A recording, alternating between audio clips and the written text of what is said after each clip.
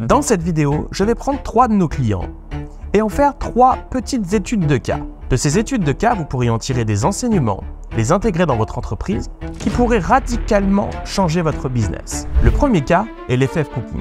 l'FF Cooking est une marque d'ustensiles de cuisine.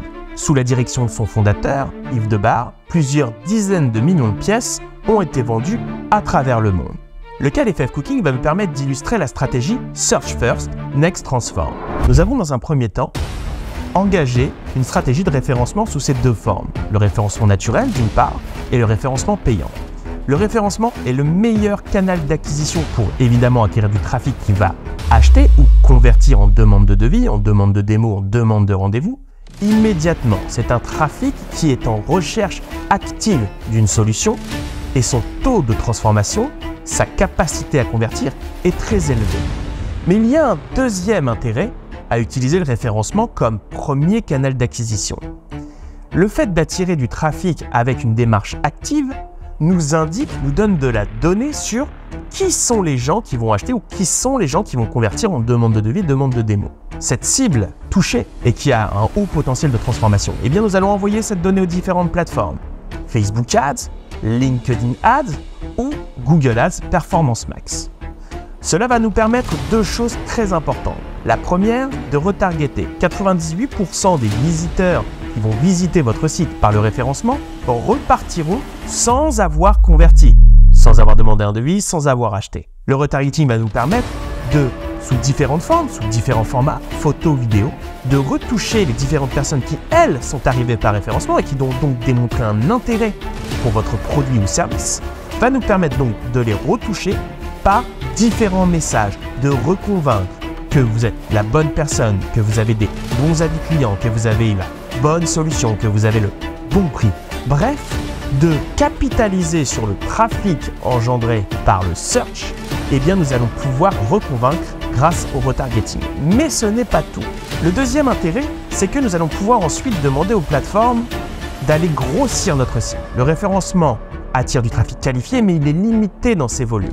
En donnant la donnée de la bonne cible aux différentes plateformes publicitaires, nous allons pouvoir lui dire « Regarde, cette cible est la bonne, cette cible va convertir chez moi, va me chercher des cibles similaires, va me toucher des gens qui eux aussi semblent avoir le même comportement, les mêmes points communs. » Nous touchons par le référencement, nous alimentons les plateformes et nous diffusons de la publicité, principalement photos et vidéos, pour aller rechercher davantage de volume, aller rechercher davantage de croissance sur d'autres plateformes. La deuxième étude de cas est Coverin. Coverin est une plateforme de production de contenu dans le domaine de l'assurance. La stratégie est très simple, produire du contenu, se référencer en naturel sur le plus de mots-clés possible, avec la position la plus élevée possible, pour attirer le plus de trafic possible et convertir une part de ce trafic en demande de devis. Une fois ces demandes de devis captées, ils sont revendus à différents types d'entreprises et notamment des courtiers en assurance pour qu'ils rappellent les clients et qu'ils leur vendent une solution. Dans le cas de Coverin, nous avons développé des outils permettant de gagner des dizaines d'années de travail en utilisant évidemment l'informatique et l'intelligence artificielle. En référencement naturel, pour être positionné haut face à une requête, vous devez produire des pages avec le plus de qualité possible, c'est-à-dire le meilleur contenu possible, fournir les meilleures réponses possibles face à une requête, tant sur le contenu, ce qu'on dit, mais aussi sur sa qualité visuelle, sur sa qualité de présentation, afin qu'un utilisateur, lorsqu'il tape une requête et tombe sur votre page, reste et lise. Le temps passé sur une page est un indicateur fondamental à Google pour qu'il puisse comprendre que votre page est de haute qualité. Prenons donc un cas concret. Nous avons fabriqué une page permettant de se positionner sur courtier plus nom d'une ville. Par exemple, courtier à Lille. Cette page a été fabriquée avec le souci de faire la meilleure page possible pour un utilisateur permettant de se positionner le plus haut possible sur la requête courtier à Lille. Il y a plus de 1000 villes de plus de 10 000 habitants en France. Nous avons donc souhaité répliquer, dupliquer cette page, mais pour les 999 autres villes de France. Si nous avions fait ça à la main, nous aurions mis 8, 12, peut-être 14 mois à les fabriquer. Ces pages sont constituées de deux choses. D'une part, un contenu texte fixe avec de la donnée à l'intérieur. Par exemple, le nombre d'habitants pour l'île, le nombre d'entreprises pour l'île, l'adresse de la CPAM pour l'île et ainsi de suite. Une batterie d'à peu près 14 données. Nous avons donc constitué un fichier CSV avec l'ensemble des données pour chaque ville de plus de 10 000 habitants en France. Nous avons rentré ce fichier dans notre logiciel et avons produit 1000 pages en 3 minutes. Il faut savoir que ces pages, nous l'avons fait pour le courtier, mais nous allons le faire pour l'assurance moto à Lille et sur les 1000 villes, l'assurance auto à Lille et sur les 1000 villes, l'assurance emprunteur et ainsi de suite pour fabriquer plusieurs dizaines de milliers de pages.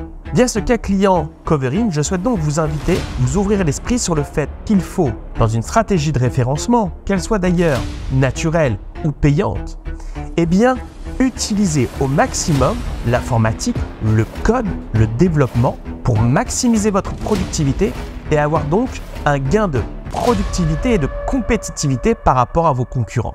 Le troisième cas, c'est Renomax. Renomax est une entreprise de vente et de pose de menuiserie d'extérieur, fenêtres, baies vitrées, pergolas, vérandas. Pour ce client, nous avons utilisé encore une fois le référencement sous ses deux formes, le référencement naturel d'une part et le référencement payant Google Ads. Ce cas me permet de vous ouvrir l'esprit sur l'interdépendance et l'interutilité de ces deux formes de référencement, naturel et payant. Pourquoi? Lorsque vous faites du référencement payant, vous avez une place dans l'interface qui va vous permettre de voir l'ensemble des requêtes qui ont été tapées par les utilisateurs. Ces requêtes que vous allez observer, eh bien, va vous donner des idées, va vous donner des angles d'attaque pour fabriquer du contenu pour le référencement naturel. De la même manière, lorsque vous faites du référencement naturel, vous allez avoir une capacité à ouvrir beaucoup plus large que le paid, que le référencement payant. Mais les données que vous allez observer dans la Search Console sur quels ont été les mots-clés tapés par les gens, quelles sont par exemple les problématiques exprimées par les utilisateurs, eh bien vous allez pouvoir récupérer ces informations-là et les utiliser pour monter des campagnes plus performantes, plus pertinentes et plus rentables. Voilà pour ces 3 études de cas. Je vous remercie d'avoir regardé cette vidéo. Je vous dis à très bientôt. Au revoir.